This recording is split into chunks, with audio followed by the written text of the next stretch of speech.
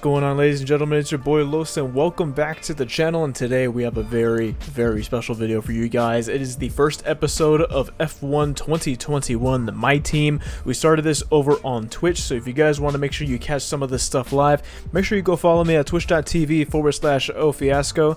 I'm going to do post commentary for these episodes. We're going to get a My Team career going on YouTube, and we're also going to get a driver career going on as well.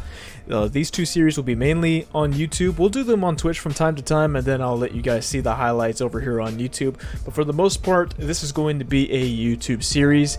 And if you want to see what we're doing over on Twitch, we got the Scrub series going on. We got a lot of iRacing, a bunch of other random games going on. But for YouTube, it's going to be hitting that F1 2021 hard. We're a little late to the party, but you know I got to make sure we get this series in anyways, man. It's a good time. It's a good time. We had a lot of fun doing this first race on stream. So you see we're making our driver here. And after we made our driver, we had to name our team, and we wanted to name our team something absolutely outlandish. So we managed to name our team MILF Motors by using a lowercase L in place of the I, because of course EA Sports didn't want us using the actual I for MILF Motors anyways. We actually selected our sponsor. We're going to be rolling with Echo, and in terms of the power unit, I decided to go with Ferrari. Even though it has the lowest performance out of the top 3 engines, it had the most durability, and that's the main thing I'm worried about. Our teammate is going to be Robert Schwartzman from F2. We're going to call him up to Formula 1. We made our little badge, and look at our team, man. Look at the team. It stands out so much. You're not going to miss this car on track. So after that, we went to Will Buxton's secret island at our headquarters. We had a little bit of an interview there, and it was a good time. Will Buxton, really cool guy. If you haven't met him, I suggest getting the game and meeting him yourself. And the first thing we did when we got into our little career mode is we made a little upgrade to our front wing. And after that, we went to the car reveal. And then once the car reveal was over, we were right on track, ladies and gentlemen. So I'm going to decide to skip all of the practice sessions. I don't think you guys really need to see all that. It's just me getting used to the car, getting used to the track every weekend. And we managed to qualify P15 for this race for the Bahrain Grand Prix. We were going to be doing the full Formula 1 calendar whenever we do My Team. And when we do the driver career, we're going to start with 6 races in Formula 2. We'll do the feature race and the sprint race for every weekend. And after that, we will go ahead and do our full Formula 1 calendar. So if you guys are excited, make sure you leave a like, comment, and subscribe if you haven't already. We're going to be pumping out these videos a lot. It's going to be a really good time. I've been super excited for this game. And with that, it's time to get started in the Bahrain Grand Prix. 5 red lights, ladies and gentlemen. And away we go for our first race in the Bahrain Grand Prix. We get an excellent start off the line. We get right by Esteban Ocon. We're right behind Yuki Tsunoda on Carlos Sainz. We're going to dive down the inside going into turn 1. We're going to make up around 4 places, it looks like, on the inside of Lance Stroll, but we're going to be on the outside of him, actually get overtaken by him going into turn 2, and we managed to hold off Yuki Tsunoda as we head down to turn 3. We're losing ground on Lance Stroll, but we also overshoot our braking point, which is going to give Yuki Tsunoda P13 going into turn 4. And, you know, we had a really good start right off the line, but right after that, we decided it would be a good idea to miss our braking point, get on the curb a little bit there going through the S's, but we get right behind Yuki Tsunoda on this little hairpin. And up here is definitely my least favorite braking point of the entire track. This really tight downhill left-hander. It's fucking trippy, man. So we head over to lap 2. And we have Pierre Gasly on our inside trying to send it, but he wasn't able to get the job done. And as we head down the front straightaway, the start-finish straightaway, I mean, I need to get these NASCAR terms out of my head, man. We head down the start-finish straightaway, and Pierre Gasly is going to dive it down the inside, and I'm not going to let him get it too easily. I'm going to hang on his inside as we go through turn 2. I'm going to get the edge on him as we make the run down to turn 3, but he has DRS, and he's going to be using his ERS trying to get by. He gets right on our inside, and we hang it on the outside. We're fighting for this position. We really want to hold on to P12 here and see if we can hold off Pierre as much as we can, since we know we're not going to catch Tsunoda. Going through the S's, we're still side by side. We're just going side by side throughout the entire first half of the track. It's absolutely insane. We go through that right hairpin, still side by side, and now we have this really tricky braking zone. The downhill left. Is he going to be able to stick it around the outside? He sends it around the outside, and he goes off the track. Nothing Pierre Gasly could do there. And we go back and look at the replay, and something I'm going to notice as we get a little bit more laps in this race is that whenever you hold the inside going into that downhill left, if your AI is on the outside, they really can't make that turn. I don't know if I need to be a little bit tighter so they can actually make the corner, or if they're just not programmed to actually make it through that corner.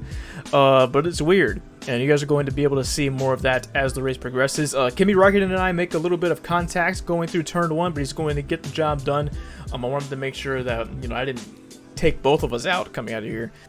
Lap 6 of 29, we're on the run. We're trying to chase down Kimi Räikkönen. We're going to dive to his outside, going around him on turn 3. We were able to hold it on the outside when it was Gasly on our inside a couple of laps ago, and now we're side by side with Kimi Räikkönen. We get onto the curb, try to get the grip, get on that little curb on the left side. You're not supposed to touch that, and we somehow make it stick and get around Kimi Räikkönen, but we overshoot our braking point in this hairpin, and that is going to leave Kimi Räikkönen on our outside for the downhill left. Are we going to be able to make him overshoot the corner just like we did with Pierre? And we do! Just like I said, man, and as we look back into this replay, we didn't touch or anything. I gave Kimi enough room. I was holding it really tight on the inside going into that corner, and he just biffed it. They just totally missed that corner whenever you have them on the outside.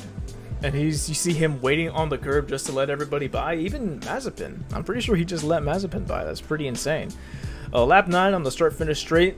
Hamilton, a lot of other guys that were in the front of the pack, Hamilton, Verstappen, Carlos Sainz, all those guys have already pitted, and they have fitted the medium tires, so I'm going to go ahead and let these guys by so I don't lose as much time.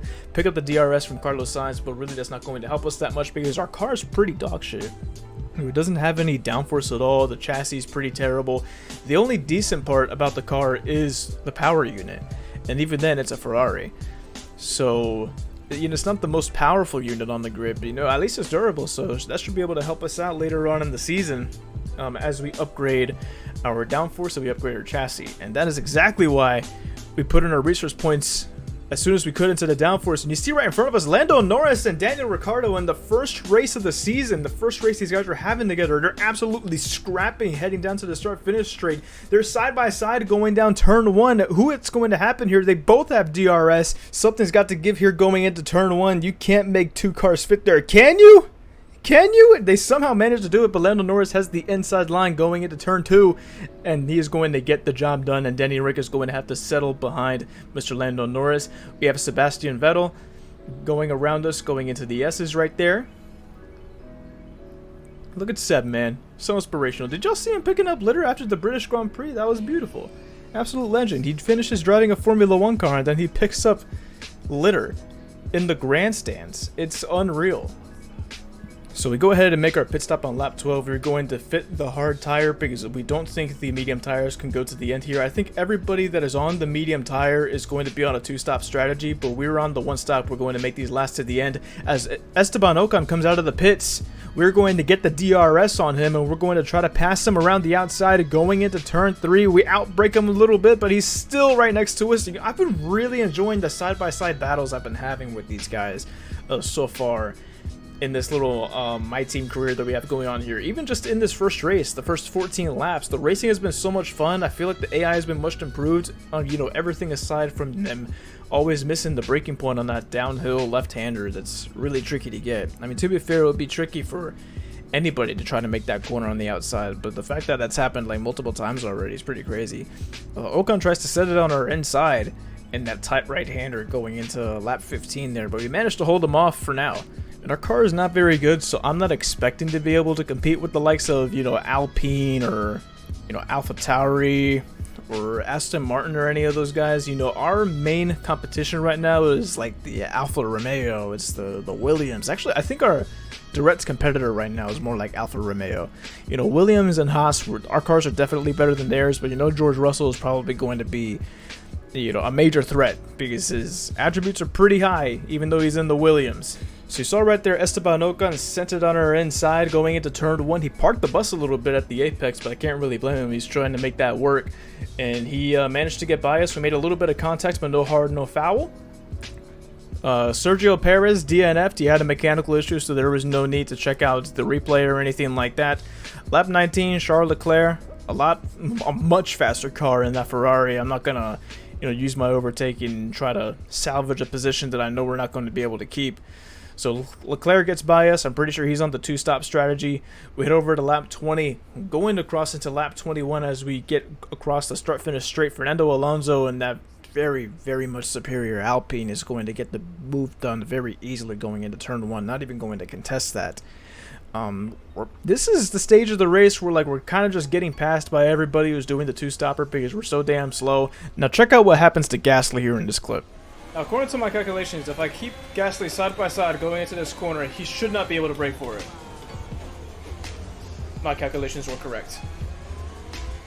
See, like, after it happened to Gasly once and it happened to Kimi the next time, I was pretty certain that Gasly wasn't going to be able to make that move stick around the outside, but unfortunately, Gasly is in a much superior car compared to our little MILF Motors automobile, and he gets the move done a couple of laps later. After that, nothing else really happened in the race, but Valtteri Bottas absolutely dominated. This game is not realistic at all. He beats Lewis Hamilton by 11.1 seconds. That's absolutely insane. But Valtteri Bottas gets the win, and we cross the line at P14 because for some reason at the very end of the race, Daniel Ricciardo ended up a lap down. He didn't DNF or anything, but he ended up a lap down and he finished P19 for no reason. That's probably a little bit of a glitch that F1 is dealing with. I even looked back at the replay and Daniel Ricciardo's car was doing just fine. I don't understand it. So on the podium, it was Valtteri Bottas with the win. P2 was Lewis Hamilton and P3 was Maxwell Verstappen. So I really do appreciate you guys checking out this video. If you did enjoy, make sure you leave a like, comment, and subscribe if you have not already. I'm going to be pumping out these videos a lot with the My Team, with the driver career. I'm having a lot of fun with this game and I can't wait to make a bunch of content on it. So make sure you guys hit that notification bell if you don't want to miss another video. It's been a while since I've done post commentary, so I know it was probably a little bit rough this first go around, but I know I'm going to be able to get back in the groove soon enough. So again, appreciate you guys coming out, watching this video. Share it around if you want to. You know, I won't force you, man. I won't force you. But I appreciate you guys being here. And I will see you guys in the next video. See ya.